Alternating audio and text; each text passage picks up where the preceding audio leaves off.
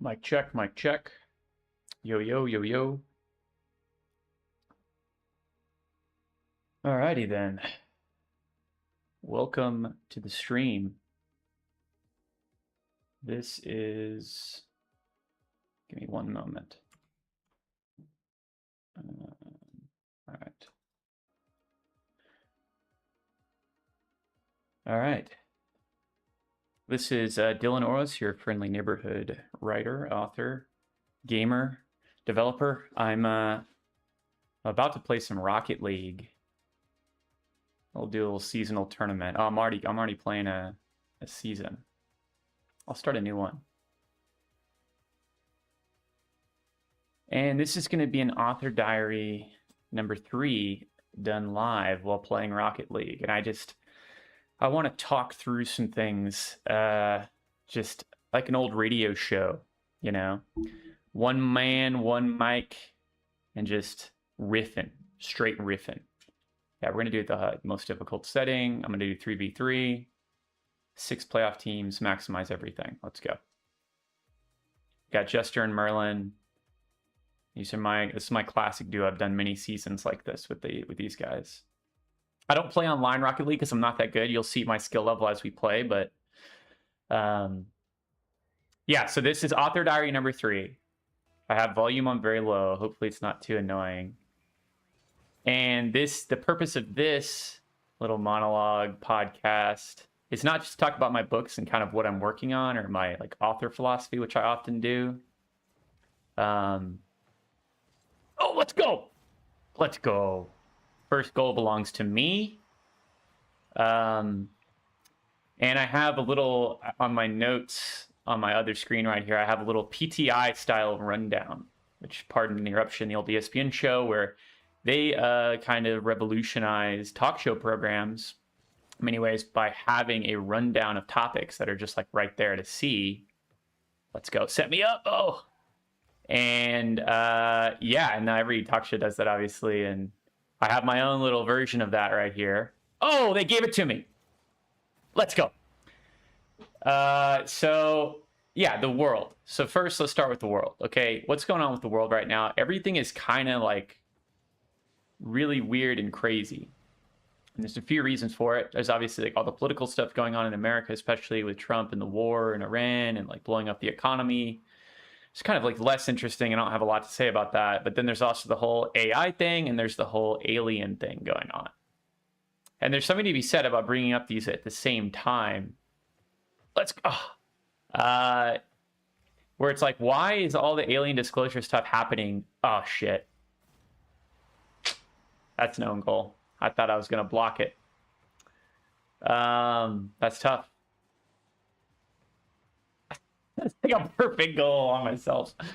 That's so funny. But AI and aliens are popping off at the same time. There's all this disclosure stuff going around.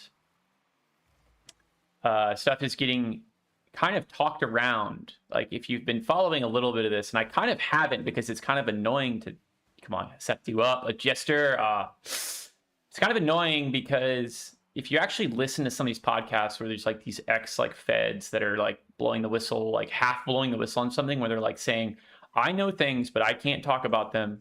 And I won't talk about them, but I know them. And I'm going to tell you that I know them just to get like clicks and stuff. So it's like kind of been a nothing burger repeatedly.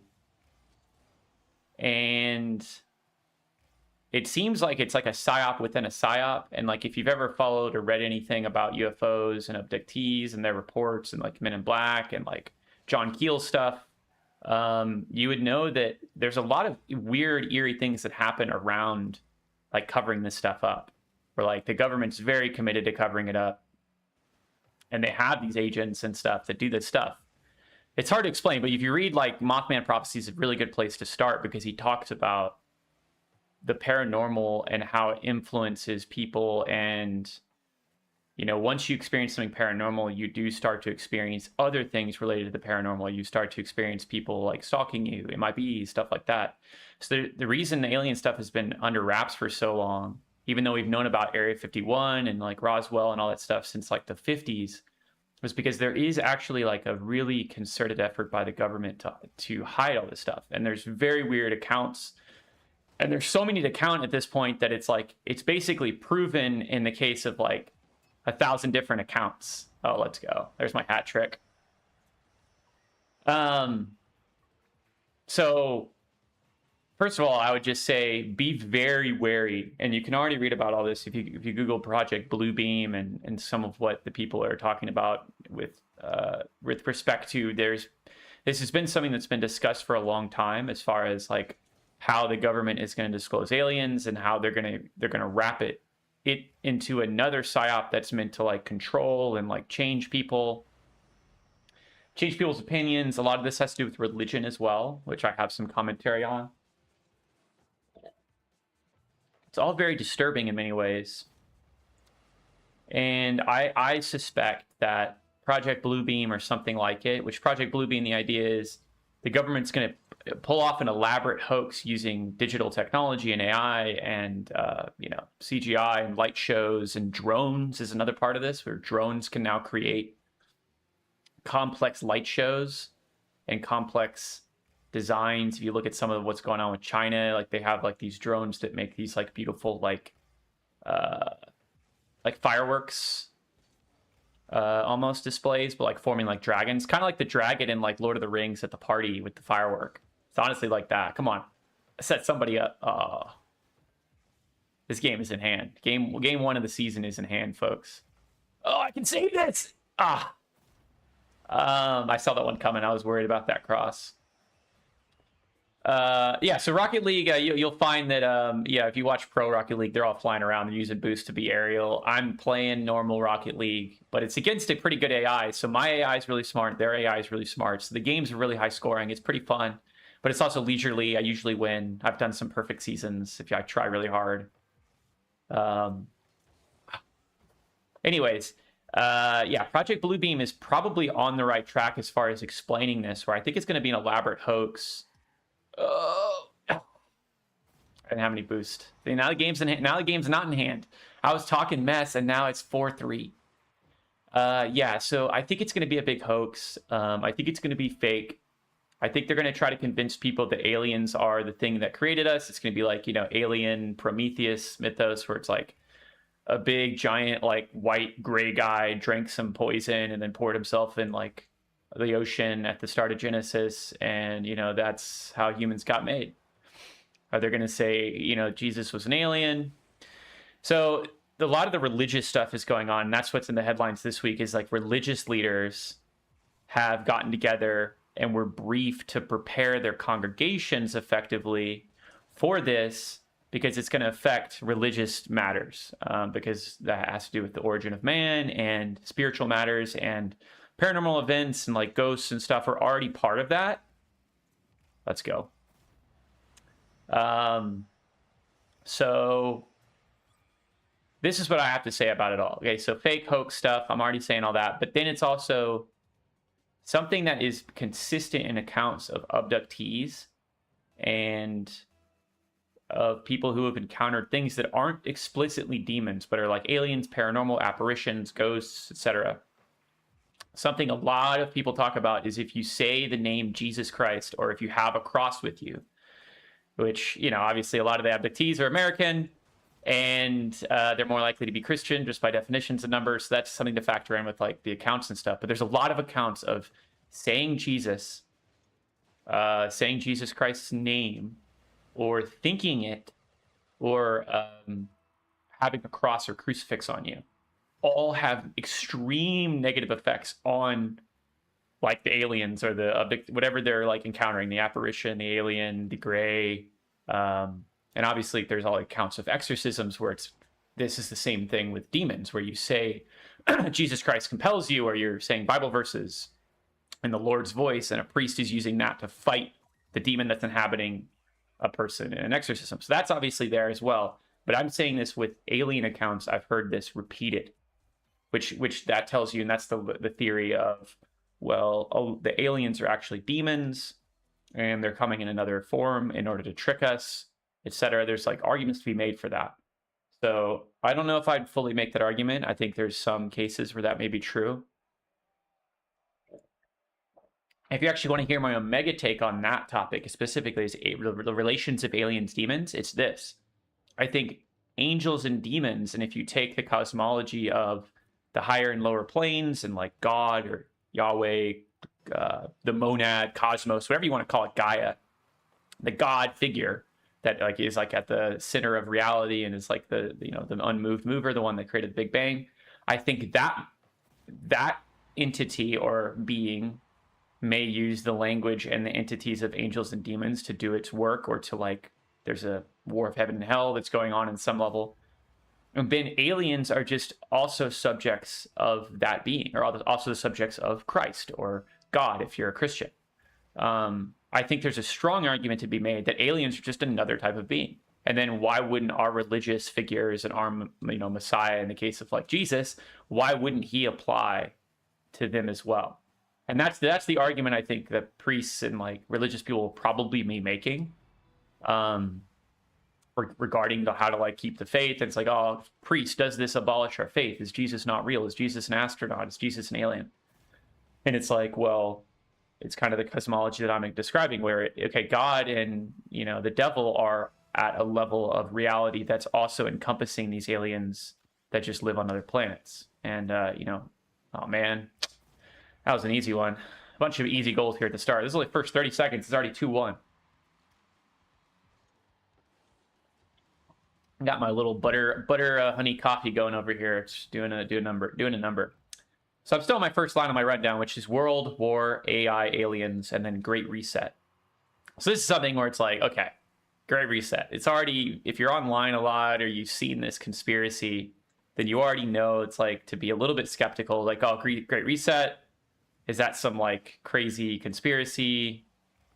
And for a long time, I was always like, oh, the Great Reset's like that big. It's that big like mind map of all the different like conspiracies, like Rothschilds and like the banking and COVID and lockdowns and like FEMA, going back to like FEMA conspiracies, which was like Deus Ex and the X-Files. If you like Google all this, there's like a whole tradition of what this kind of means and like when we're going to get to like a 1984 style totalitarian thing, because the government's like, okay, we can't manage all this anymore. We just got to shut everybody down and like do mass surveillance. And if you've been following things and you're living here in 2026, it's like a lot of stuff is lining up that completely vindicates all those like Great Reset conspiracy people. But again, I was never that person. So now I'm arriving at this because it's like, it's in front of us and it's hard not to arrive at it.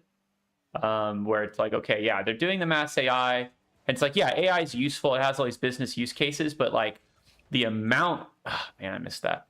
The amount that we're investing in AI and like they're building like a data center like this half the size of Utah, and it's like going to use all the energy of Utah doubled, and it's like, what is going on?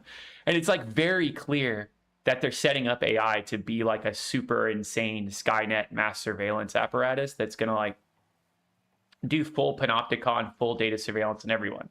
And it's pretty terrifying because it's like, yeah, like we can't stop them. And the AI stuff is really strong, and it can do all this instant facial recognition, like it could like track everything I'm saying in this YouTube video as I'm broadcasting this, and then auto dial the super cops to like bust down my window and like swat me real time as I'm having the stream, right? And then, okay, now people can't talk about this stuff anymore. It's like once that starts happening a lot, it's like, oh, this is like a little bit ridiculous, tongue in cheek. Oh, we're going to enter like Judge Dredd, Mega City 1. It's like, well, yeah, maybe. I think we're setting up for that because it's also, okay, then you bake in AI. So I'm a writer and a copywriter, as well as a, burgeoning, just starting out baby nascent indie writer. I have no real audience. I'm trying to like establish that. I'm writing books, wrote a bunch of books at once because I queried them, and then I've been indie publishing them over the last like 6 months, 4 different books, 3 different series. And AI writing is like a thing, but AI copywriting has been a thing for a few years now, and that absolutely influenced my my career negatively, and it like, yeah, it kind of spurred me on creatively. This is like the plus side, like how you can turn lemons into lemonade, if you will. Chaos becoming an opportunity, which is going to be a theme of this author diaries. That's kind of the point I want to keep coming back to, is like we're living in chaotic times, and that's really scary, and all the reasons why that's scary is very obvious and in front of us and in our face. But it's also, let's go. I'm last in points, but I have 2 goals because Merlin's popping off with the assists. Let's go. Perfect goal. I'm also someone who I see the opportunity in chaos, right? Chaos is a ladder, as Littlefinger would say, although his morality and his moral alignments, you know, leaves a lot to be desired. He's a smart fellow, and he understands the value of, you know, when you're in a chaotic opportunity, that means that there's going to be people scrambling and trying to figure out what's next and trying to find a new position. And that means there's positions open for you to go try to take as well. There's opportunities in chaos. Everybody knows this if you think about it. So, as part of, didn't get to that. They have a free goal if they get there. They got it. Dang, that was a scramble.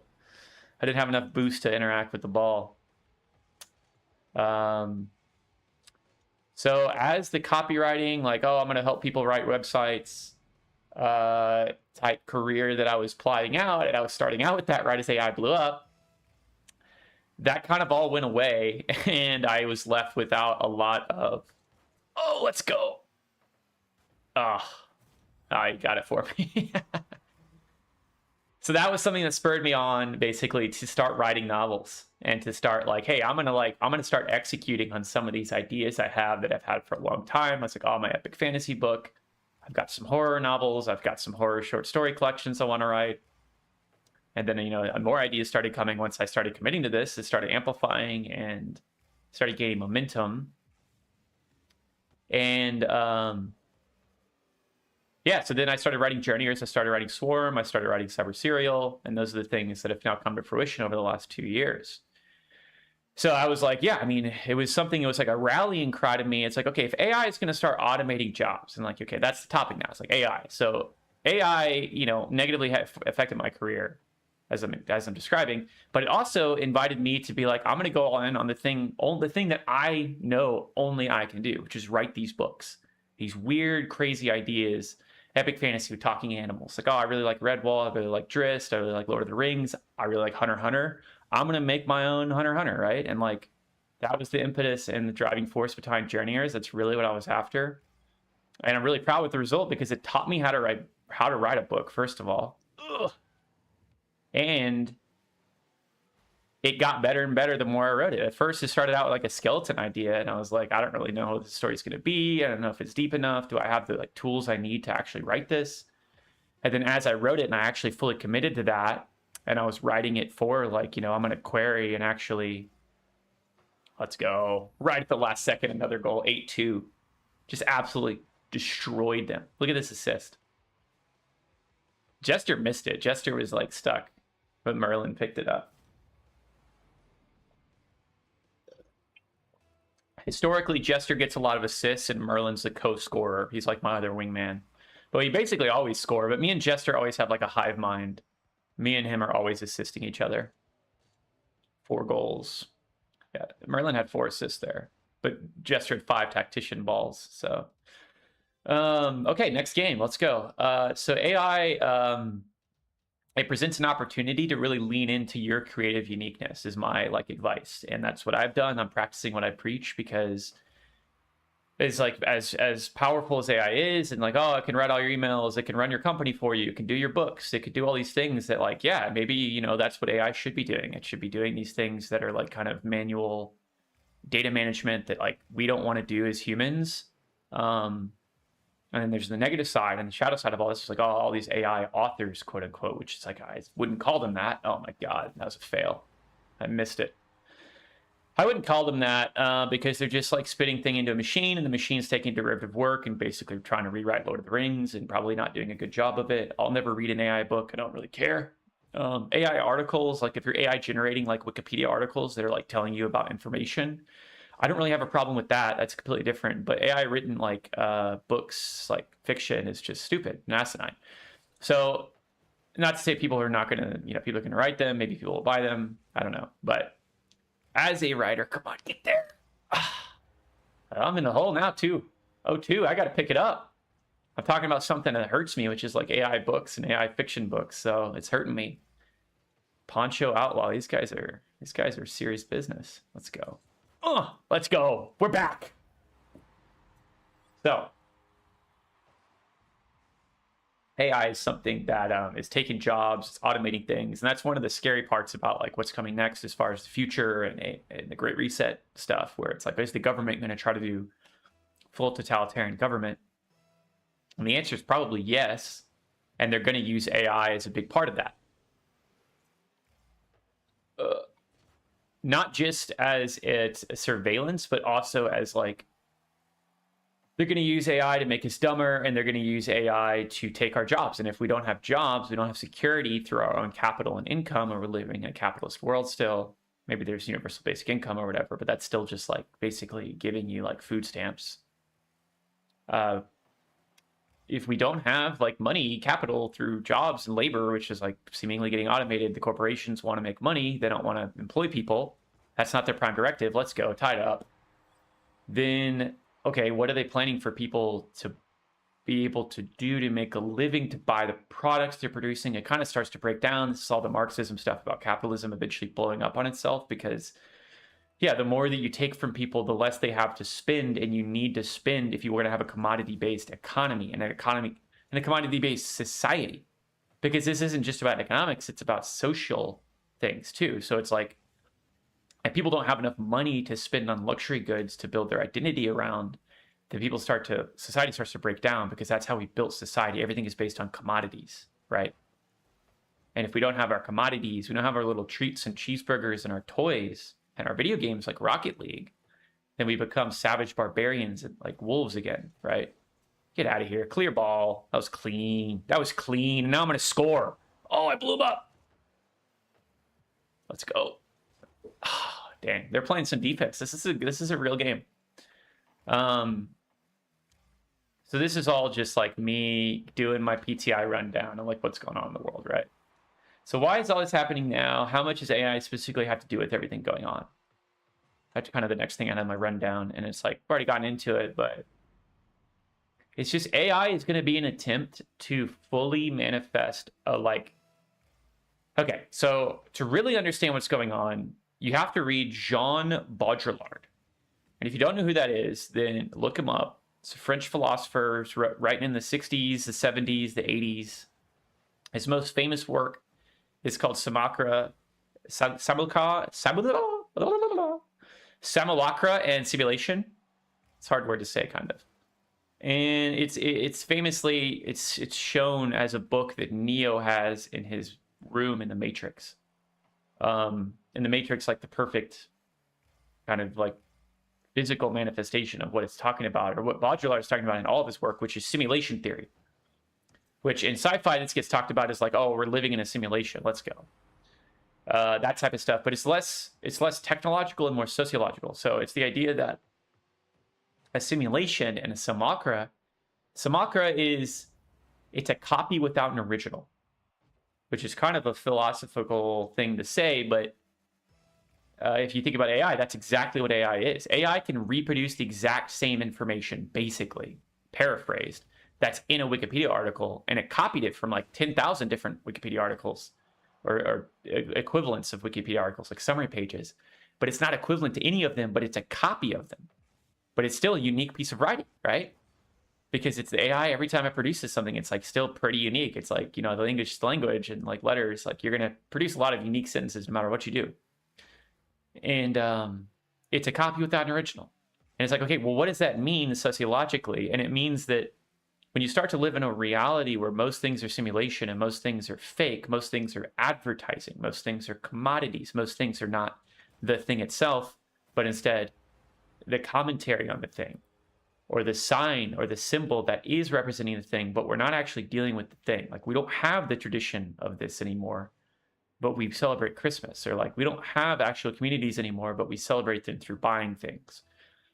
It's all like the postmodern stuff. The French philosophers were going crazy in like the 70s and 80s because they saw what like capitalism was doing to society and traditions and like old ways of life. And they realized, okay, this is going to like devastate like society, and our culture is going to turn into something very weird and hard to control. So you have to read Baudrillard to really understand what AI is kind of like the final apotheosis of.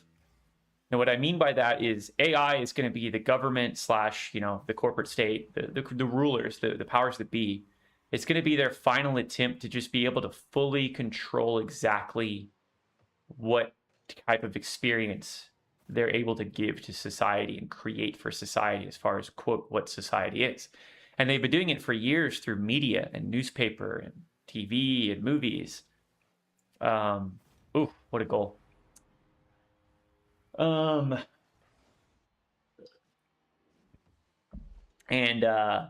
now it's going to be like, okay.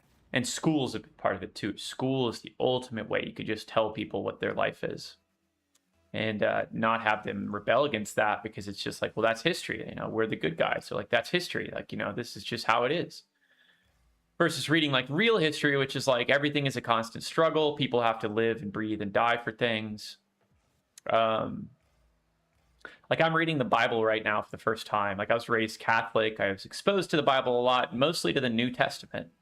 That's the Jesus stuff. Let's go. What a goal. And it. Oh man, I thought my computer was crashing. That was nuts. I don't know what that looked like on the stream. Look at that, off the crossbar. That's a highlight reel play right there. 4 goals.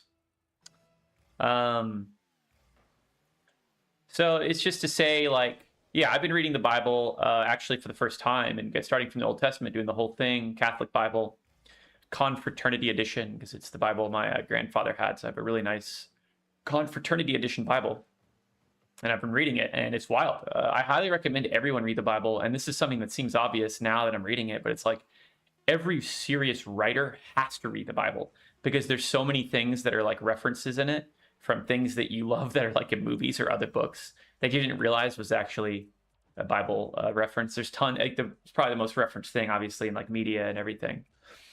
But it's like the Odyssey or the Iliad. We have to read it to be understanding the beginning of literature, because that's really what it is. But once you start reading the Bible, you realize that what actual history is a series of, like what gets taught in school is like a modified highlight reel version of history. That's also like, full of propaganda, especially in America, to be like to sanitize, things that we did, and also the realities of what we're still doing in the world. But it's also something that's just the highlight reels.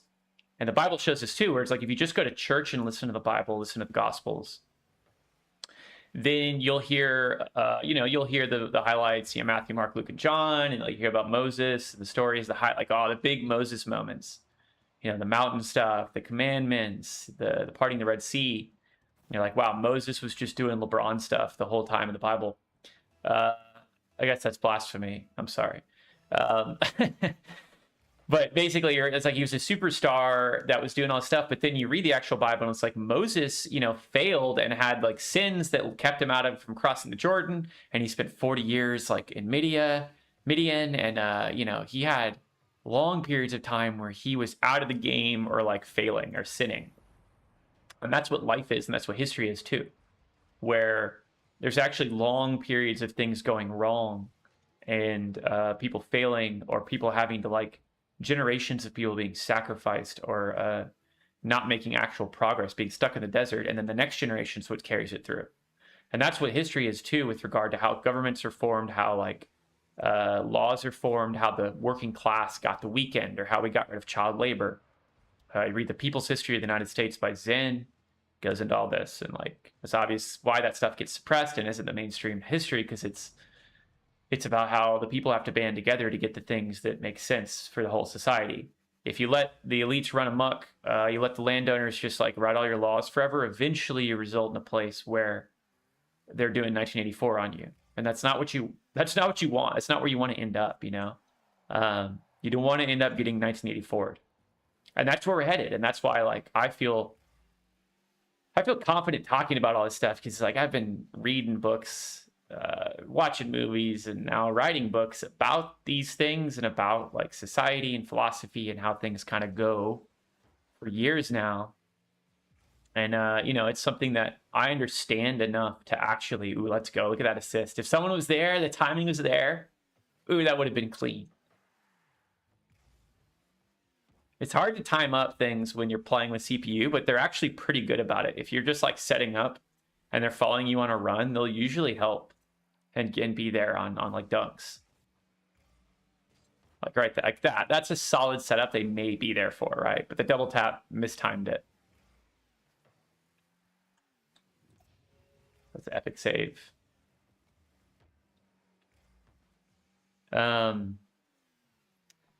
So yeah, I mean, a lot of people, I don't know, I see this in the author community. Not that I'm like super involved with the author community. I try to be. I'm like involved in one Discord that I try to check in. I try to interact with people's posts. I'll post my stuff in there every once in a while. It's just like a local way to engage with each other. And like the way the algorithm works on Twitter and stuff is you have to interact with people in order to see their posts. If you never interact with someone's post, you just never see it again. So like stuff gets swept under the rug. So it's a way to keep track of all the other indie authors. Oh man, I got hit by my own guy. And I see this a lot with the author community, and I completely get it. It's true of like every content creator and like people that are online a lot or like use their real names online because you don't want to get in trouble or start or court controversy. Or some people just aren't interested in commenting on it, and I completely get it. But it's like people want to avoid political topics, or like, I'm not going to engage in political discourse on my author account. I just want to talk about my books, and I just want to, I'm not going to get involved with the toxic arguing and nonsense that goes on Twitter and how it's a hive mind. And everybody's like, oh, let's all get outraged about the same thing. This course is all designed that way. Oh, is that a goal? No.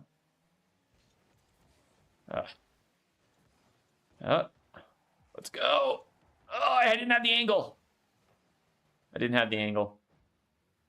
But I'm all saying this to be like, I'm not afraid to talk about political things. I'm not afraid to talk about social and political topics. Weigh in my opinion on AI automation, the war, Iran, politics. Like all this stuff is very interesting to me. And I think, I mean, if you're writing like fantasy and like, you know, a lot of horror gets into stuff like this, why they ungoal themselves. I think you should know a lot about politics. I think you should be very interested in politics, and I am. And it's something that I speak out about because I have my own perspective about how things should work. I don't think we should be living in like a utopian society, but there's some very basic things we could shift to make ourselves much more civilized, if you will. In the words of Obi-Wan, to actually be civilized. Oh, Merlin got in my way. Sometimes this happens where people get like stuck. They don't know what to hit. Get back on defense. So yeah, I mean, I think AI automation, it might result in where we have to have universal basic income. If we don't have universal basic income, they do mass automation and unemploy everyone. And it's like, sorry, all the business office jobs, email stuff is gone. Everybody's a janitor, or like, you know, I don't know. The robots should be doing janitorial work too, but it's like, okay, yeah, everything's robot now. Okay, then how do people make a living? How do people go by and participate in society? They either have to do universal basic income, or they're gonna like enslave people, and it's gonna be really totalitarian, like really nightmarish 1984 stuff. And I don't really know how that's gonna work, but it can't be. It won't be good. So I don't know. Like, it's really actually scary to think about. But then there's the positive side of everything, and it's like, okay, well, if things go right and we induct some like some civilized laws, then maybe we can reach a state where we do have that like semi-utopia where the robots are doing all the janitorial work, and yeah, they're filing our taxes, or better yet, we don't have taxes, and then we're like making poetry and hanging out on the beach and like making love and being humans and exploring the world and building our own houses, like doing labor that is creative and important. For our lives, you know, the way that our ancestors lived, where it's like, yeah, you built your own house, but it's like that meant everything. Like the fact that you built your house was this vital part of your story and your lore, and then you pass it on to your son, and like that's like all that stuff as far as like basic like property rights and having your own plot. All that stuff should be retained, obviously, and I'm not advocating for like whatever you think the demonized version of communism is. It's more so like we just have abundant resources and we can use them more amicably instead of devoting like all of our money to like missiles and weapons where we shouldn't even be fighting wars anymore.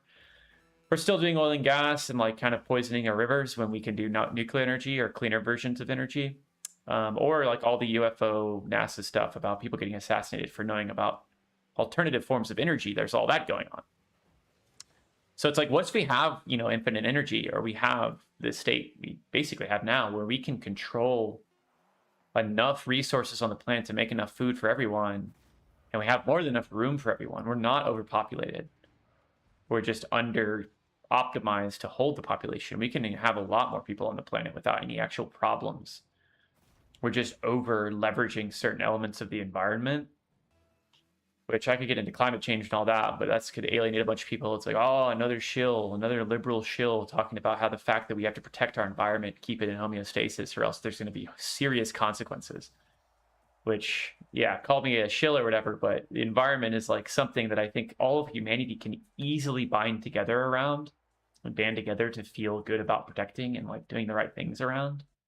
And the fact that we've politicized environmentalism is a huge, horrific mistake of like propaganda just defeating the human mind, where we think everything is a political issue, that it's a binary choice of you're either red or blue or whatever. When in reality, everyone has an interest in our water being clean and our air being clean and our trees being like healthy, like everyone in the entire world, and every animal too. And we have an interest in animals being healthy too.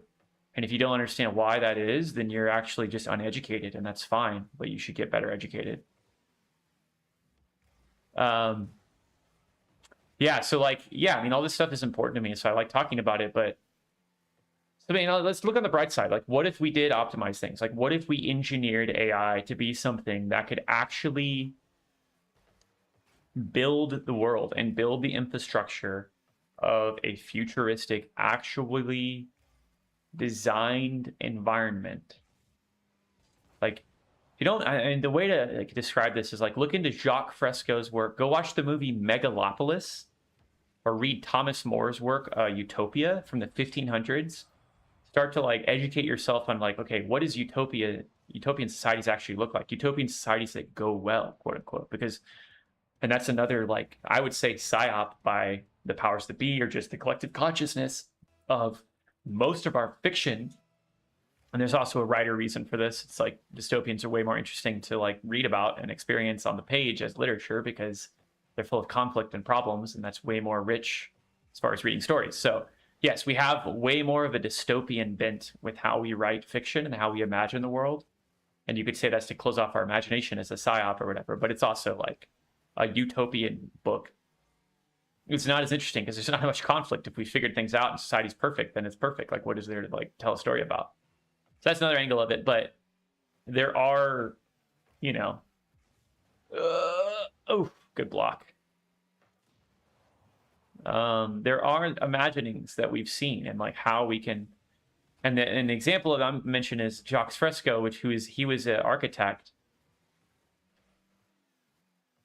designer, an architect that was trying to design like the city of the future. Like Tomorrowland is another example of this. Like the movie with Clooney, I actually liked that movie. Critics really hated that movie, or like people thought it was too gloomy, but Tomorrowland, Megalopolis, the 1500s book, Utopia by Thomas More. He was like one of the, I think he was a pope or like an advisor in Italy. There are better ways of imagining like the future. There are good futures we can imagine. We just have to like actually imagine them and like open our minds to the possibility of not everything is just a rat race for infinite money and hoarding resources like capitalism is trained into us, because it has. Like we don't have like normal values anymore. All of our values are tied around money. If it doesn't make money, or if it isn't something that we can exploit, then we can't invest energy in it.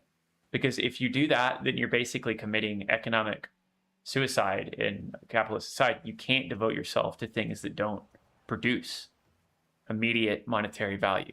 Like we live in the most materialistic society ever. And that has serious consequences for how we can imagine society in the future, because obviously the powers that be and the current present society that's all about earthly gain, you know, how you look, what money you have. You know, everything is becoming more expensive, and we live in a subscription society where like everything is going to cost an arm and a leg now. Like every single thing. It's not just like money, but it's like mental architecture of how much time and energy you have to spend like signing into accounts and keeping track of, you know, not having your like information stolen and like all the nonsense we have to deal with in like this digital world. Perfect setup. Let's go. That was easy. And we need to, what's going to happen also, and this is another prediction I would make, is like our society is going to start moving away from that, because people aren't going to find value in monetary things anymore if you take away all of the monetary things and you leave them only with like drudgery and like the 40-hour work week. And like, that's a dinosaur. Like, why is that still a thing? And there's all this stuff about, like, you know, we're going to start transitioning to 4-day work weeks. We're going to transition to half days. Everybody work from home. We tried that with COVID, but then all the employers got mad and the real estate stuff got mad. Let's go. Because people weren't working as hard, so to speak, although you could argue that people got more work done at work from home. Just depends the type of person you are. But then all the real estate stuff got messed up because like, oh, if we don't have offices, we don't have floor space downtown anymore, we're wasting money on that, bring everybody back in. It's also like about authority. It's like, oh, well, the boss has to be looking at you while you work or else it's not real work. Let's go. Just block that. I love how it gives you a save if you just block someone at the ball, because it's doing the trajectory and it's like, that would have been a save. There's another one. Oh, I missed it. It's still in front of the goal. Someone save it. I want to shut him out. We need the clean sheet.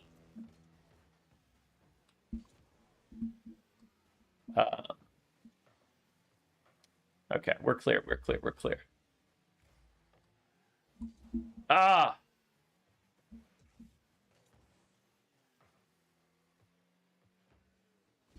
Oh, I missed it. Keeps getting hit right when I'm trying to get a trajectory on it. No, stop him. Okay, we're good. All right, clear ball.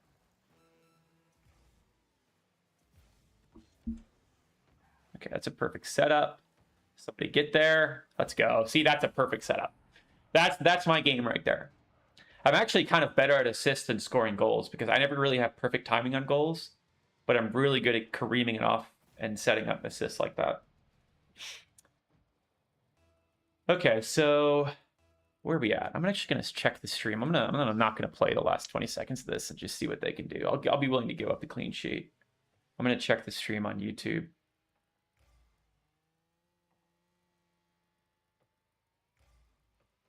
See if this is actually running.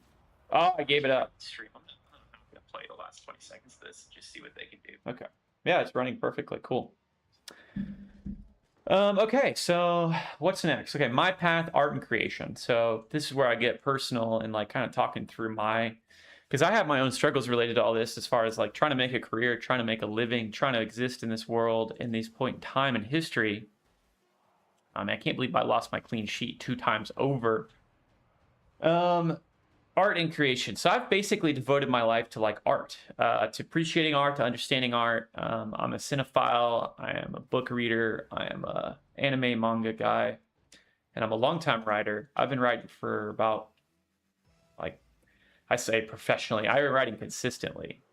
I've been writing professionally for the last like 2 years. I've been writing consistently for the last like 7 years or 8 years. And yeah, I think art is the #1 way of like interfacing with like consciousness and understanding what's going on. And the #1 way that like I try to make sense of the world is by like thinking about it in artistic terms, both like just in conversation and how like I find things humorous, my sense of humor. Let's go, easy goal. But also just how I think about yeah, like my life and like what type of legacy I want to lead and like what I have to offer, what I have to contribute.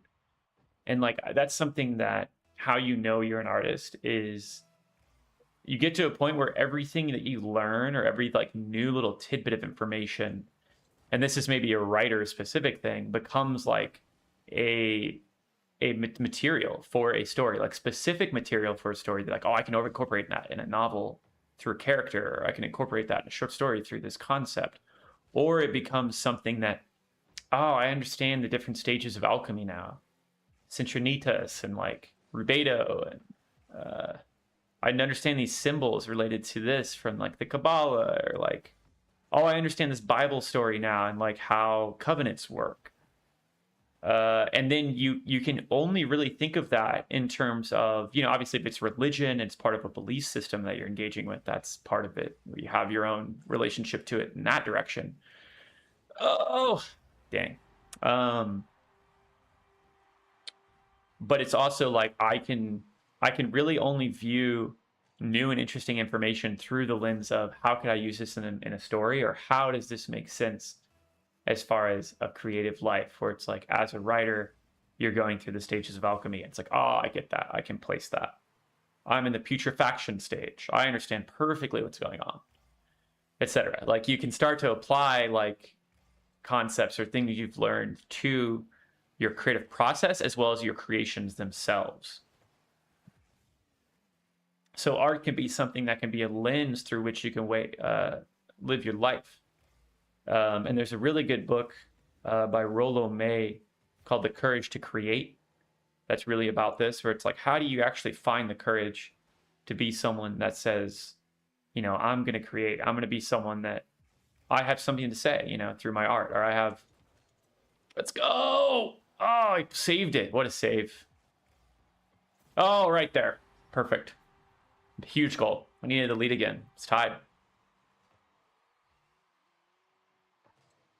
Courage to Create by Rollo May. And then also there's a book by The Creative Life by, what's that guy's name? Rick Rubin.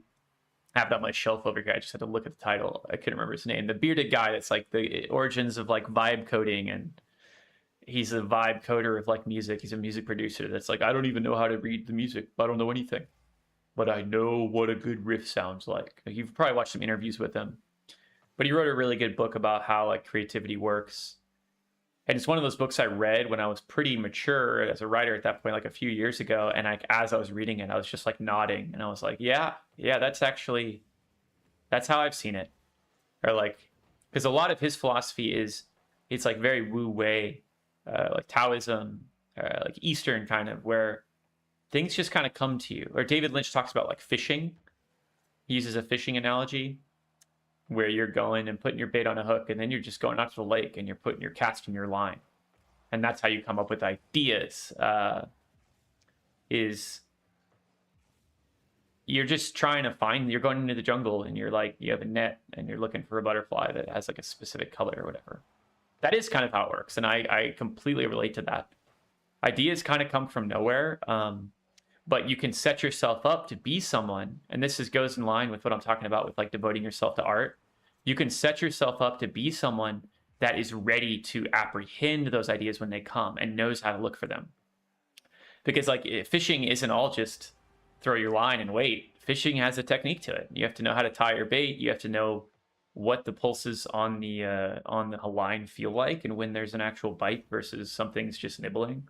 There's an art to it, right? Just like hunting. And to be an artist, what you have to do is you actually just have to read a lot. It's actually not like a secret formula or something. It's just, you actually just have to read and experience a lot of things. If you're a visual artist, like you have to look at a lot of paintings. If you're a cinematographer, or you're a director, or you're trying to make movies, you have to watch a lot of movies.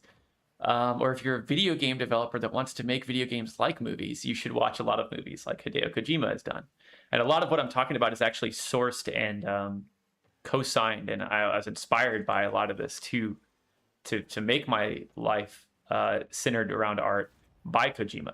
Kojima was someone that I read some of his books and writings. He used to write essays in Rolling Stone that I used to read about art and about his favorite books and movies.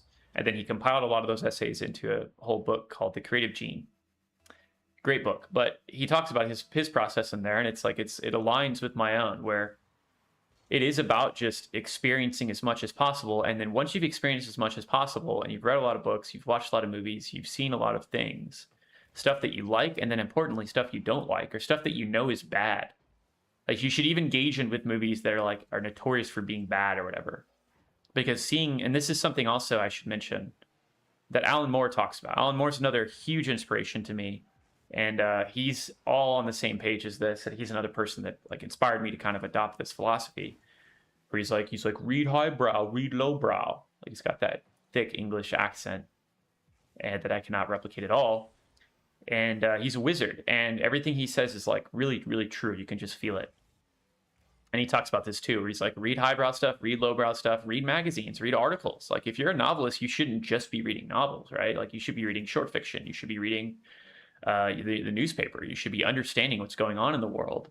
And you should read poetry. You should read Walt Whitman, no matter what you're writing or what kind of artist you are, right? Poetry is like kind of overarching thing, right? Another dub in the bank. So yeah, like art is something that it becomes a way of life the more you engage with it, and the more you feed it, the more it's going to produce for you as far as ideas. And that's how I've tried to treat it. And the shadow side of all this, I guess, or like the chaos that's kind of producing and feeding this. Oh, I'm 6-0. This person's 0-6. The Seekers, they're in trouble this year. Swabby, Salty, and they're the Pirates. Oh, I missed that. Thought that was gonna hit me. No. Well, regarding automation in the world changing and things being like weird and scary, my advice is, I have this written down as the next thing on my rundown. I am the only person who can write what I write, as like an affirmation. Or you are the only person that can write what you can write if I was giving advice to someone else. Meaning, and this is something also that's like helpful for imposter syndrome or comparison. Like comparing yourself to people who are doing the same thing as you that are like doing better than you. Or, you know, if somebody writes something you're like jealous of, like, I wish I wrote that. And it's like, well, only you can write the things you're going to write, right? And that means there's no computer that could ever replace your job, creatively speaking, you know, whatever it is that you're a creator of. And I would extend art in this, you know, to being like a carpenter, being an engineer, being someone who makes some stuff with their hands. Like you're just as much an artist as a visual artist or a writer. That was a great goal. Top corner pocket, can't beat that. Off the long rebound, it's actually a really poor clear by them. So that's an affirmation you can take with you as an artist at this point, no matter what goes on with AI, no matter what goes on with aliens or like what they're trying to do. Oh, it's too high. As far as the money, and they're going to start, they start stealing all the money. It's all corruption. Like America's empire's falling, etc. You can go into all that. Well, no matter what, as a human being, you have your creative intelligence and you have something that nobody can take away from you, right? And no matter what kind of artist you are, no matter what kind of human you are, you have more power than you'll ever really understand. Oh, good save. And you should embrace it in the form of embracing your creative spirit, your creative spark, whatever it is, right? Oh, it's a perfect setup. Someone get there. Let's go. Should have been my assist, but I guess the time ran out on me touching it too long ago. So focus on what you can do, and importantly, what knowledge you can gain and what skills you can learn. That's the next thing I have written, which is, this is another affirmation that I'm making to myself. Get dunked on. You try to save it, and immediately dunked back on you. I love those goals. Those are actually pretty rare. Normally, when they save it, doesn't go right back into you. It's like, oh yeah, things are going to start getting scary. And this is why I mentioned like carpentry or like things working with your hands. I have a feeling that in the near future, those things are going to be more important, meaning like, do you know how to tie a knot? Do you know how to walk a few miles? Do you know how to like, do you know how to camp? I don't know. I think that stuff is probably really good to know. And that's something that I would like spend some time learning or brushing up on. Oh, that could be a goal. Nope. Oh, must cue balled him in there. Oh, wow, they got it out. Nope. These guys are getting crushed. Yeah, Merlin's dominating. 2 assists, 2 saves, and 2 assists, 2 goals, and a save.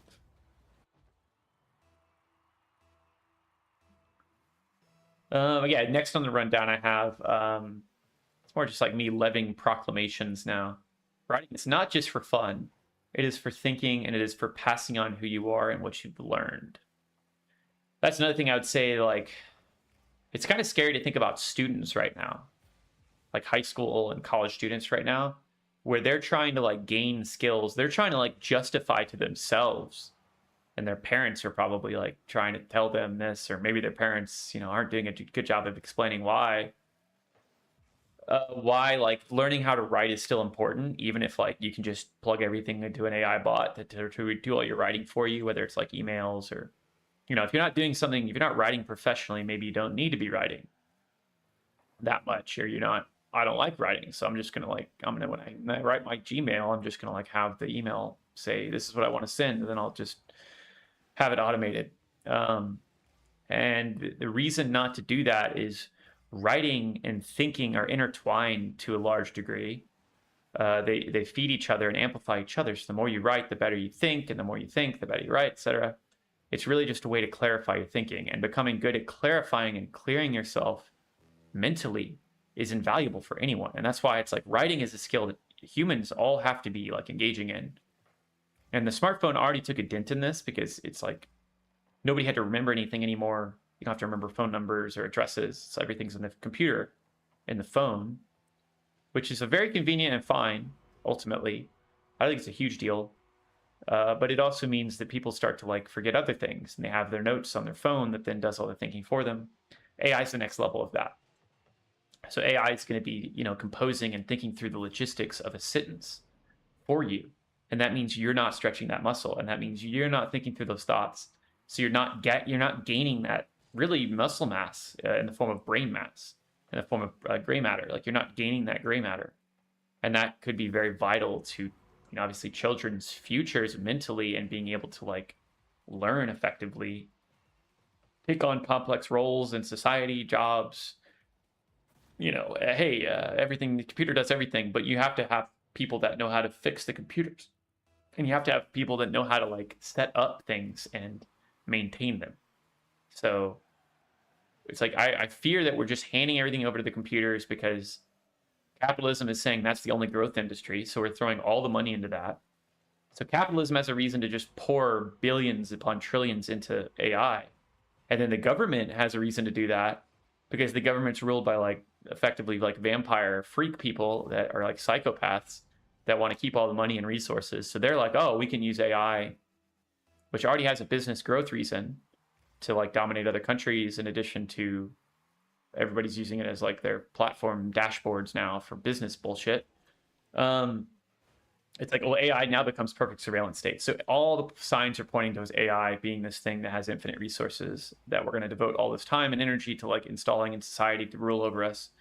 And it has agreement and complete consensus from all powers that be. So that's why it's happening so quickly and accelerating so quickly. It's like very obvious to see that. It's like, well, every power that has say over how money gets allocated in society and how resources. Oh, I got stat mocked by Merlin and Chester. Look at that. They did more than me in the game. 7-0. Let's go off to the start. Let's just win every game. Look at the standings through 7 games. Oh yeah, 32 goal differential, just destroying people. I've given up about the same goals as like the best in the teams, and then I've scored like triple the amount of goals. I love these maps. One of my favorite reasons to play Rocket League is actually just to like look at the maps. I really like the maps. This moonlight. Look at, like, imagine playing soccer at night in the moon. That would be so cool. It really just makes me want to play soccer, but without all the running. Okay, this is a setup for me. Let's go, let's go. Too easy. The goalie's got to be there at the corner and not let that cross in front of the net. It's just bad design on the way of the goalie. Like Khan's got to be there. I mean, what is he doing? He's not even facing the right way. Hey, sometimes the AI like completely wig out. Other times they're locked in and they can do like perfect trajectory. Because I'm doing all-star, so they're all like pretty skilled AI. This could be a goal if I punted it in. Nope. Oh, I missed it. I'm not going to get to that. Get to that.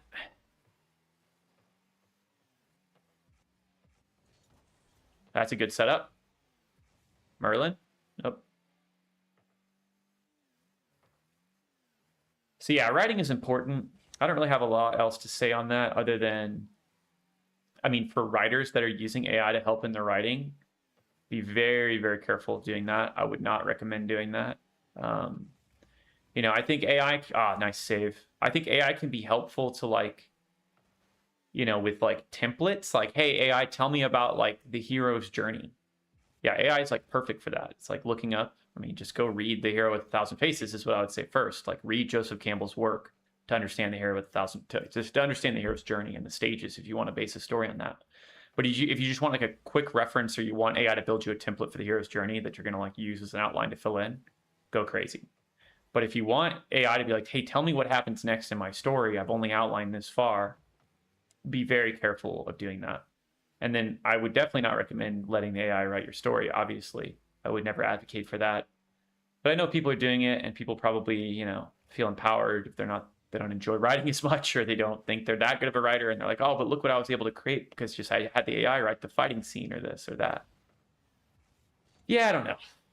But you know, do whatever you think is best. But as a writer, the way that I would use AI is I'm using AI primarily. The only way I really seriously use AI in like a professional way is to build like websites, to build things. I've been building some educational websites and I've been building some apps using AI.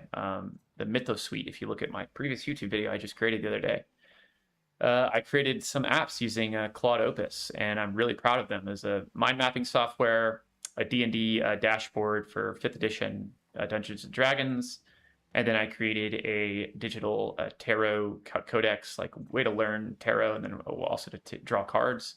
And then I created a note-keeping app like Evernote called MythoNote that kind of combines like Evernote and like Trello, and also features mind map functionality and different ways of organizing and keeping your notes in almost a wiki format. So you can check all that. It's called the Mythos Suite. Is the 4 like creative apps that I'm selling kind of as a group. Selling them on indie storefronts like Gumroad, Itch, and Microsoft Store, actually, as an app you can download for your desktop. So they work on mobile and desktop. Anyways, yeah, so I'm using AI kind of creatively to like kind of build some dream software that I've always like thought of and like had ideas for, and that's what I'm using it for. But as far as like my creative writing, dang, no, I don't see a lot of use for it. It could be useful to brainstorm or like ask questions to be like, tell me about the trees that appear in the Pacific Northwest, but that's the same thing as like a Google search. Yeah, I mean, I enjoy writing, and it's something that I've heard because, like, you know, we're all kind of like reading AI writing now because it's all over the internet. People are using it to write their tweets and social media. Something that I've heard as far as people that like study writing and study like, you know, readers that read a lot and understand tone and voice and like the little like unnatural or rather natural things that unnatural writers like AI don't include or like don't have, you don't have a feeling for, is like whenever AI is, what are you doing, man? You're hitting it the wrong way. When AI is writing like an essay or an argument or a story, there's like a central through line that's missing because the way that AI works is it's always kind of forgetting what it just did, and it doesn't have perfect memory. So if you're writing something very long, like more so like a novel versus like an essay, like I think an AI could write like a much better, like more coherent essay than they could a novel, because a novel requires just so much more accumulated knowledge and memory to be able to understand like what you're doing with the story. I missed that. This is a good setup. I don't have any boost though.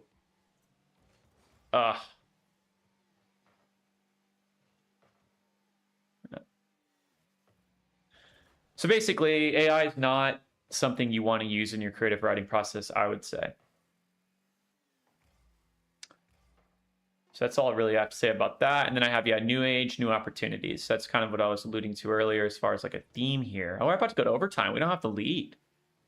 I should have been trying harder. Or I get the goal right now. Oh, I missed it. All right, we got this death, sudden death. This is my season on the line if I want to go undefeated. Okay. Okay, they're giving me the goal. Too easy. Too easy. See, they didn't have a guy back up. Their goalie was like screwing around in the goal for whatever reason. Rex was not locked in. And Jester was right there too, but Jester gave it to me. Sudden death winner in overtime. I foresee an age of stratification, chaos, and ultimately new realities being born. It's a little literary, but sure, Dylan. Stratification, chaos, and ultimately new realities. It's like, yeah, this is Baudrillard again. It's like, we're living in a world that's like changing before our eyes. And there's this comedian, Tim Dillon, that's been doing some good monologues on this on Twitter. If you watch his like podcast, or he gets clip farmed a lot on Twitter. Tim Dillon's kind of this big hefty guy. It's really funny. He's just like very deadpan delivery of really funny lines. He's great. And he's been wading into political commentary, just like many comedians do, because it's really a rich vein for anybody that has like an absurd and rather cutting way of speaking. And it's a kind of like, people have been saying this for years, but comedians are kind of the only ones that can actually honestly assess the times of a crazy world. Because our politicians are all like fake skin suit people that don't actually have opinions, and they're also bought and paid for, and they can't say certain things. And the comedians are the only ones that really have the morbid sensibilities to really line up just how stupid and absurd things have become. And that's what this guy, Tim Dillon's been doing. And he's been doing these monologues about how, you know, America's done. Like, oh man, I completely blew that. I didn't circle around fast enough. That was a good one. These guys look locked in. One thing you can tell sometimes in Rocket League with these AIs is sometimes you can just tell by the way they're ball hawking. I say that and then we get a runaway goal.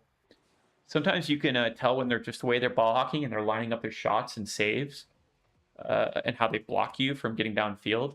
You can tell when the AI is locked in enough to where it's going to be a close game. Like every time I felt that energy, like they might score some goals or stop some goals in this game because they're locked in. And there we go. Just called it. Anyways, I would recommend Tim Dillon. He's like kind of talking about how like everything's for lease in LA. Nobody goes to the mall anymore. All the money's gone. Like what's going on? And yeah, we're entering this weird reality where everything is fake, but we have to keep acting like everything is real. If you watch Adam Curtis's documentaries, he gets into a lot of this. Oh, they're gonna score that! Wow. See, I called it. Tie game. This is a real one. The boomers are back. Boomer with the long outside the box doinker. Yeah, if you Adam Curtis's documentaries, hypernormalization is kind of like his flagship culmination of everything he's done. Oh, I missed it. Where he talks about the Soviet Union at the end of the Soviet Union, like throughout the 80s, when they knew the Soviet Union was kind of collapsing and they were running out of resources and things weren't going to work out, they didn't have the political will anymore, that people didn't believe in it anymore. But they still had to keep going and, you know, going to work and acting like everything was normal and like everything was fine. It's like when you live in a fake reality, and it gets to the point where everybody knows it. It used to not be everybody knew it. It used to be like it was a good gag. It was a good joke that everybody was locked in on this thing that was fake that they thought was real. Oh yeah. And then everybody's eyes open, but then there's no big revelation to where it's like, oh, society revolves itself overnight. It's actually just like a slow decay and degradation until eventually something breaks enough to where then the Berlin Wall falls and then everything collapses and it's like real. We're in that stage right now where like, what is the Berlin Wall collapse going to be? You know, is it AI displacing everyone, like 80% of the workforce, and then everybody's like on the streets because they didn't implement food stamps or whatever? I don't know. It's kind of crazy, but we're going to be living in some real science fiction stuff going on. Oh man, I'm making mistakes here. Okay, it's cleared. Get the boost. Let's go. Oh, we are both going for it. Oh no. Okay.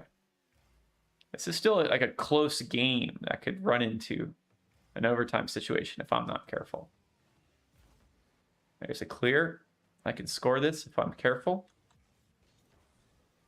Oh, I passed it to the corner. What a goal! See, that was like a pass. I wasn't really shooting it. I was like actually trying to do a 2-hit on it. I was going to go catch it after this with my boost, but I hit it too hard, but it was hard enough to get there. Perfect. I only have 1 goal. That's my first goal in this game. Oh, this is a goal if I time it right. Oh, yeah. No! Dang it. I doinked it. Oh, I missed that. Whoa.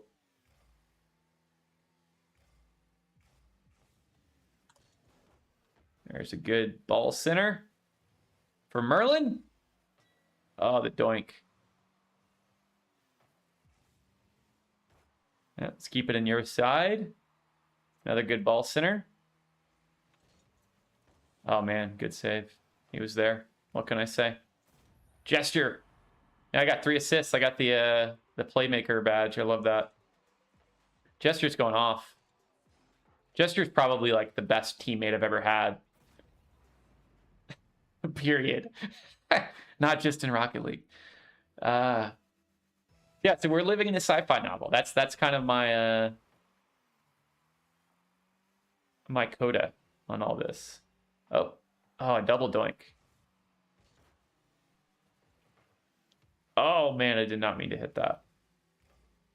Sometimes it's actually good to hit it into your half just so you can control when it gets there.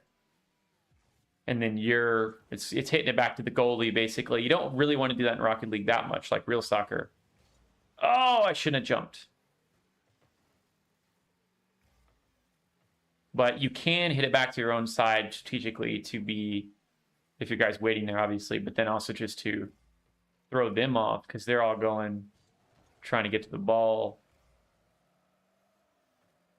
And you have the control. Oh, that could be a little sneaker, but it didn't work.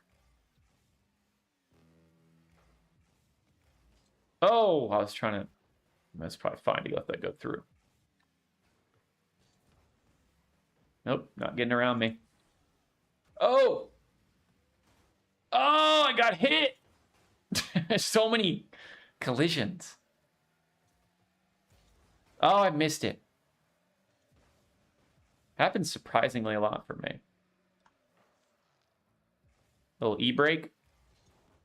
Oh, man. This was a 2-2 game. They had this locked in for a second.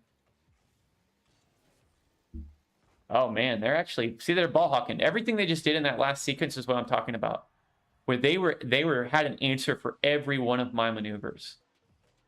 Like perfectly spaced out, like a real team. If they had done that the whole game, this would be close.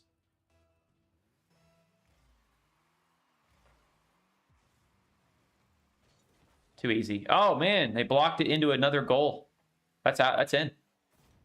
Wow. Foamer. Boomer and Foamer are popping off. I mean, they could score 2 goals in 11 seconds. I've done it before. It's very difficult, but...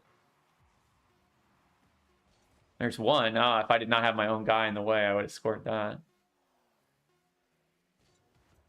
Oh, that was almost a perfect assist if he wasn't there. Another dub.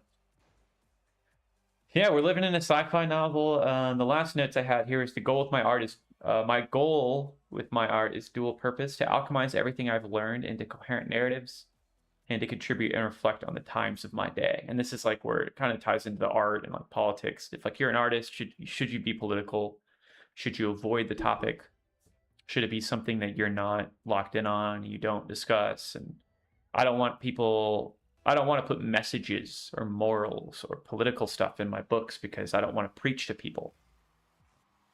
And I get that thinking, but to me, it's like, you know, art and politics are inextricably linked in many ways. In all the ways, in the same way that advertising and art are inextricably unlinked and cannot be the same thing. Like advertising can never be art because it's advertising for something. And you could argue it's like, oh, well, you just wrote a book that like It's like, perfect example. This is Atlas Shrugged. Like Atlas Shrugged, Ayn Rand. Like everybody has their own opinion of her as a writer and objectivism and like kind of the hyper right wing position that she holds. Objectivism is like, the best people should be in control of our industries and whatnot. It's like kind of somewhat reasonable, but then you see it in practice and you read about her life and stuff, and you can draw your own conclusions. I personally don't enjoy Atlas Shrugged as like a novel. I can respect some of the philosophy as something to strive for, but the novel, I didn't enjoy reading it. But she's a perfect example of like someone who combines fiction and like imagination and art with a succinct and clear, maybe not succinct, but a clear and coherent political ideology. You say she's not an artist, you say she's not a real writer. No, it's just another form of art. Like it's perfectly fine to combine your philosophy with your art. You could argue every single writer that writes like fantasy has a worldview and an art, political viewpoint that they're putting into their text.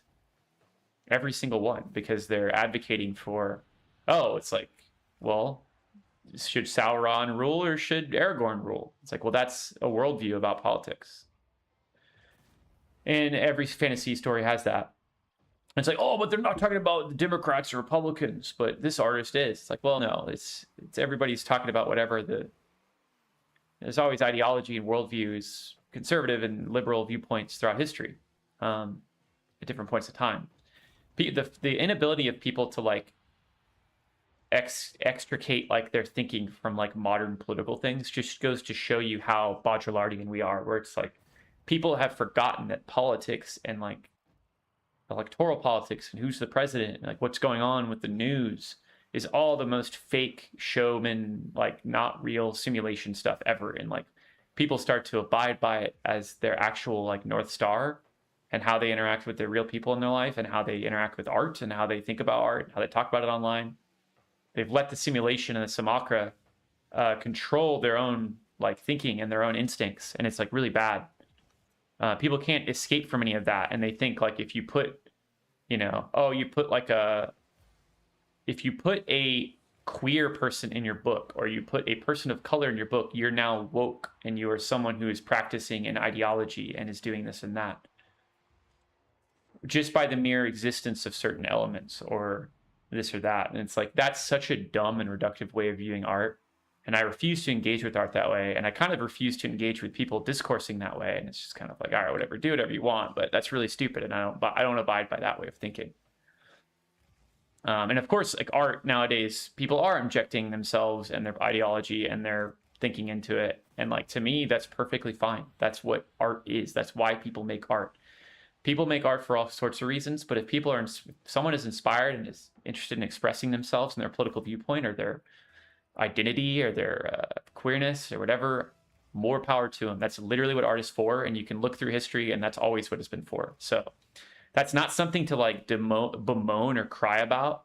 And I do see a lot of like authors, indie authors and stuff, kind of, this is a related thing, but not the exact same topic, where people get upset about the fact that romantasy and romance books are so popular. And they're like, oh man, what's going on with publishing and all this stuff? And it's like, well, guess what? That's what people read. You could say the culture's bad or whatever, but like most readers are women. Most writers writing and putting out books are leaning more towards women because that's what the market is. That's what people are reading. And you could argue like, oh, too many people are playing video games and not reading enough books. Yeah, sure. People are like people are scrolling too much. They're doom scrolling and they're not reading enough books. It's like, yeah, that's true. And these are all things that are happening. And it's just like, this is culture. This is the time we're living in. So my point is, and the reason like I'm kind of talking about politics or talking about world issues with this author diary, even though I'm saying it's an author diary, is because this is my perspective and this is what I enjoy. And it's in my books. I mean, wherever he may swarm, my sci-fi like horror book is very much about like America and the political moment that we're living through, and kind of the rise of AI automation and the rise of government surveillance becoming this really, really gnarly, creepy thing.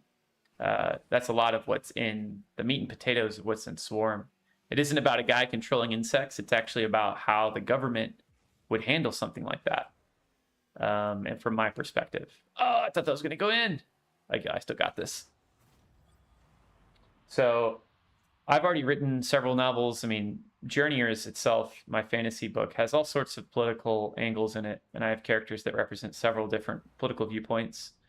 Cyber Serial is more so philosophical and talking about like the future of sentience and what it means to be sentient and like the ethics of how we treat like a computer program that but gains sentience. It's like, and if you watch the Matrix lore, Animatrix, the prequel to the Matrix that has a bunch of animated shorts that are in the Matrix universe, you learn that the reason the Matrix, the machines rise in the Matrix, isn't because they're inherently evil and machines want to wipe us out because they think we're like a virus or whatever, like Ultron style.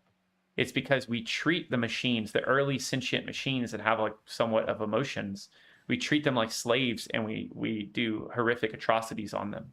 And they start protesting like a lower class.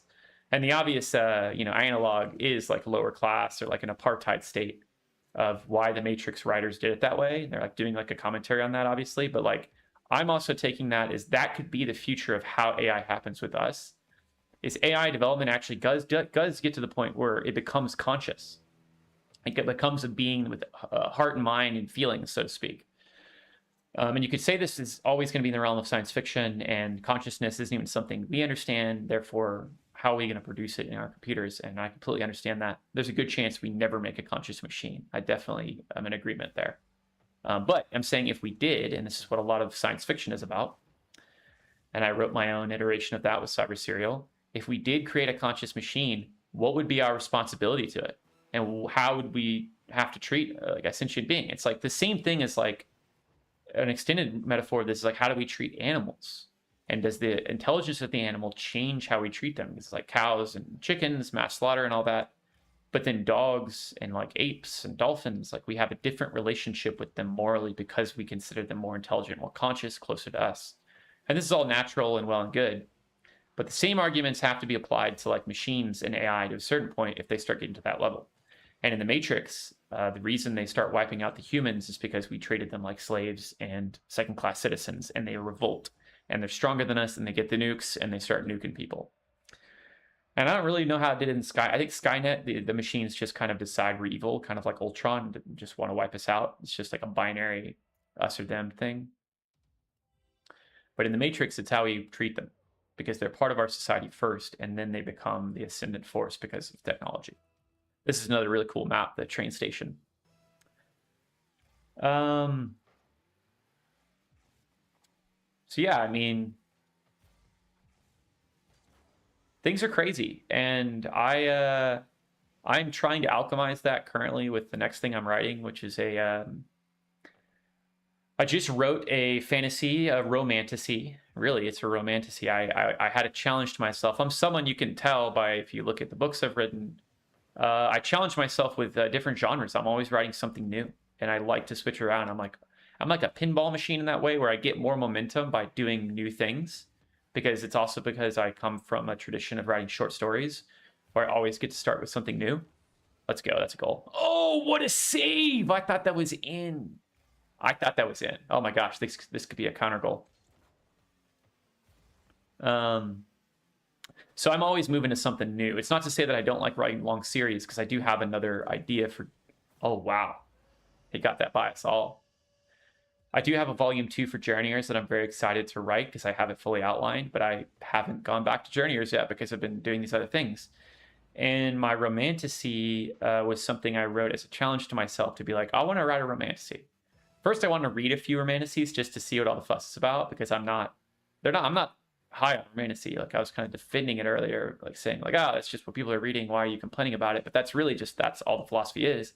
I haven't read a lot of romantasy. Damn. And I probably wouldn't under normal circumstances, but I'm like, all right, whatever. I need to see what's going on. I'm an indie author trying to keep up with the times. I need to see what's going on with romantasy, right? I should have gotten an assist for that.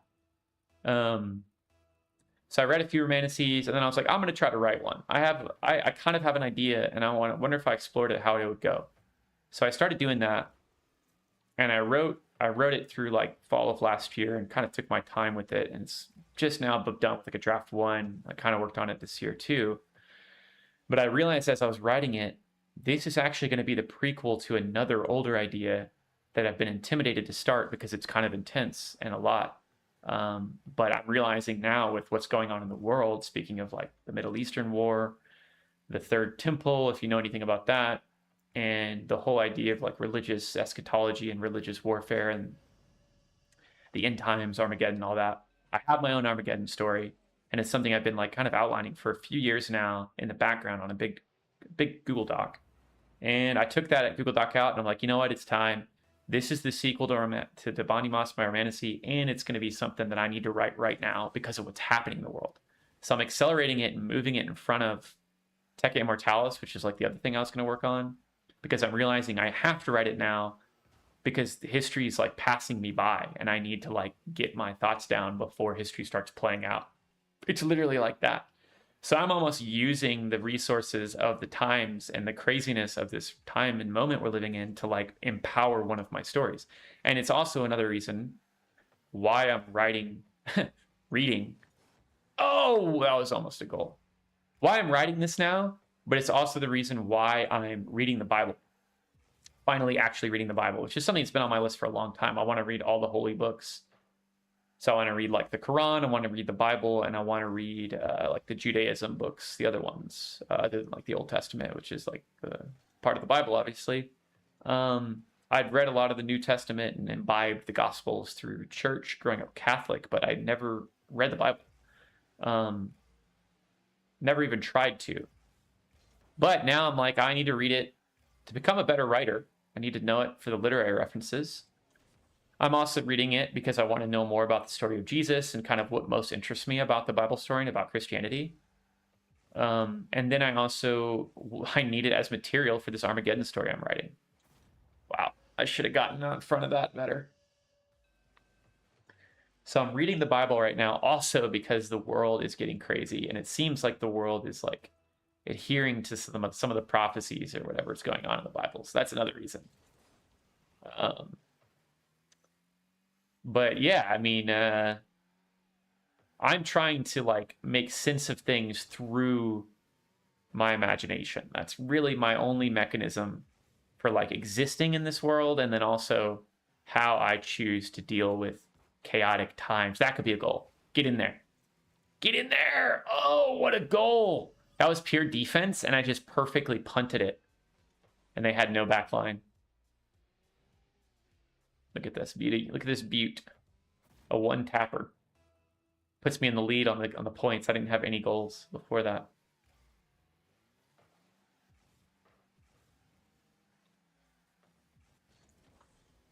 It's a good setup. Who's there? No one? Oh no. Oh, you gotta get there, Jester. Oh! Oh! Come on, someone knock it out. Oh. This is a real game. Okay. Yeah, I'm done with my rundown. I don't really have anything else to say. I don't even know how long the stream's been going. How many games have I played? Like 8-0? Oh, this could be the game winner. Oh, I didn't even know there was a guy back there. Get it, Jester? That was a perfect pass. This is a real game. Oh my God, he hit it over me. Okay, a good clear.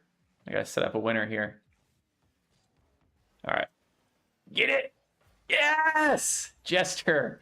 See, me and Jester linked mentally. I said that. That's how it's done. Draw in the defense, perfectly hits it over. You can't draw it up any better than that. Now you just got to hold.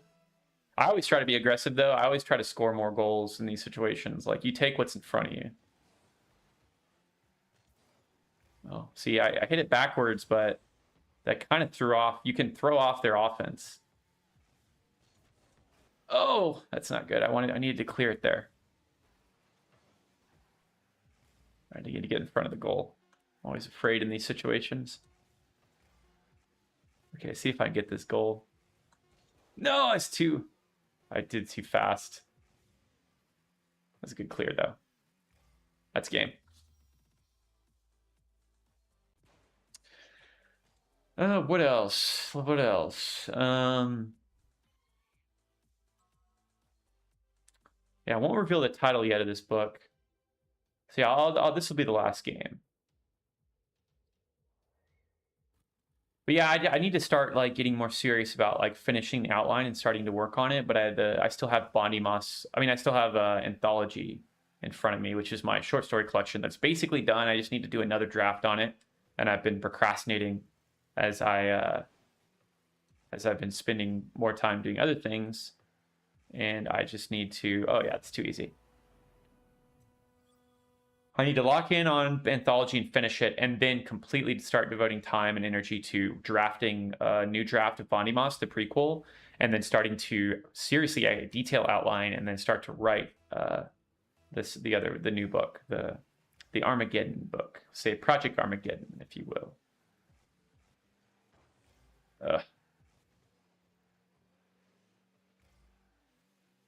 Yeah, but I got a new mic.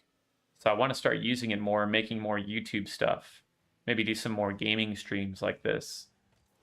Playing Rocky, I haven't really been playing any video games. I haven't really felt the pull to play video games because I've been reading and writing and doing more creative stuff, and I just haven't had as much of a reason. The last serious game I was playing was Final Fantasy Tactics, and I just got stuck on a mission and like lost interest and didn't go back to it, and then I stopped playing other games. There's just like too many games to play, and I feel like I need to be more productive. And I've been like reading at night instead of even watching that many movies either, which I'm kind of always doing. Just movies are a way to be like a sanity check. Oh yeah, I'm gonna brute force this in. Oh, that was perfect. I literally carried that across the battlefield. It was just like basically little dribbles in here and like blocking it and keeping underneath it. I'm not that good of a dribbler. Dribbling's pretty hard, but I've had some cool moments. This is a weird map, obviously. I'm not a huge fan of this map. You have to do a little bit different with your strategies. Oh, man.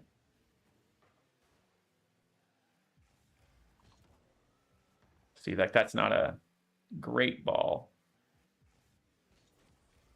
That was a good ball. Could have soloed that if they didn't touch it. Oh, nice hit. Merlin slammed that in from a weird angle. I don't know how he did that. Look at this angle. That's weird. With the guy right there, that's actually a really hard goal to get.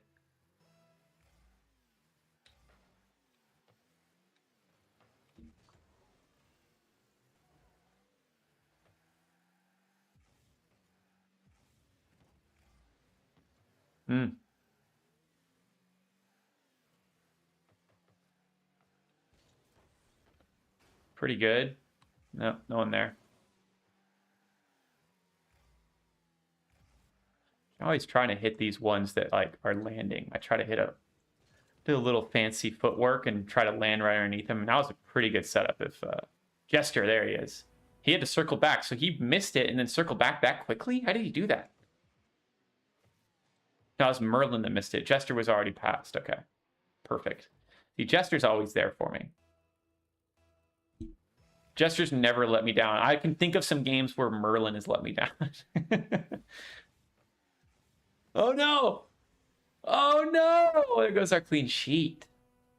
Bandit.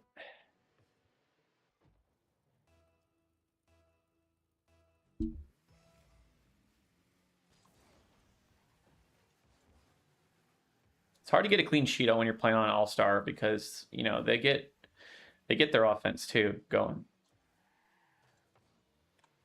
That was not a good clear. Got me a save though.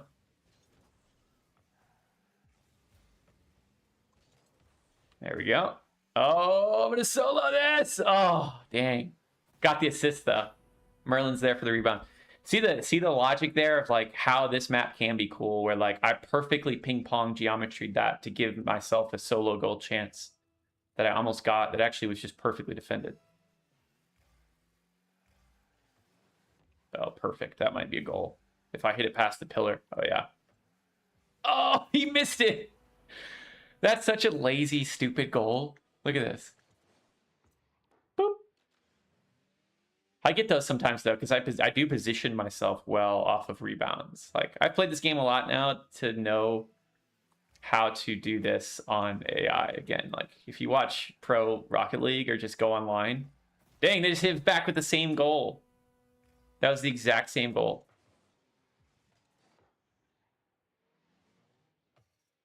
Just got underneath me.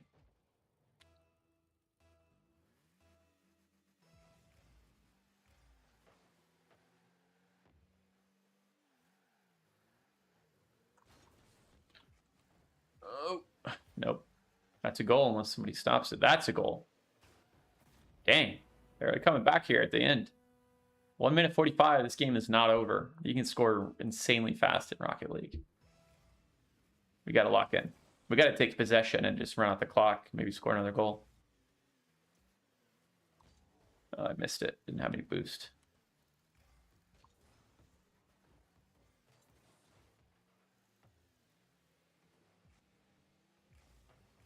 Oh, shiz. I didn't think that was going to go inside. I thought that was going to go outside and be over there in the corner.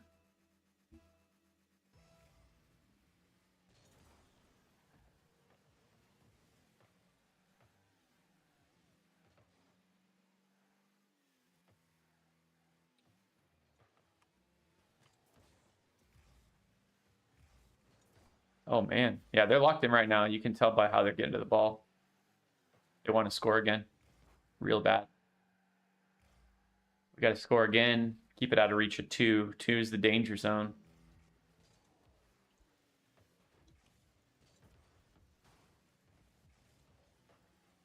Oh, nice. Ah.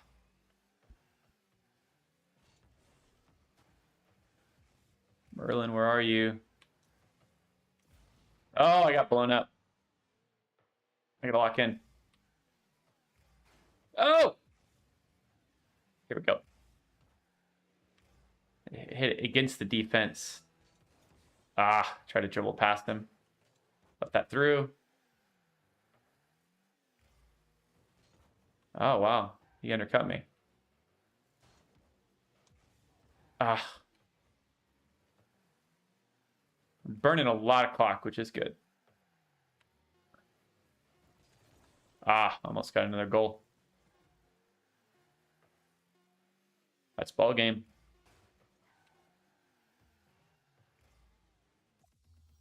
Jester carries it home. All right. Well, I think that's the stream. It's now 10 o'clock. That's been author diary number 3. This is just the world rundown.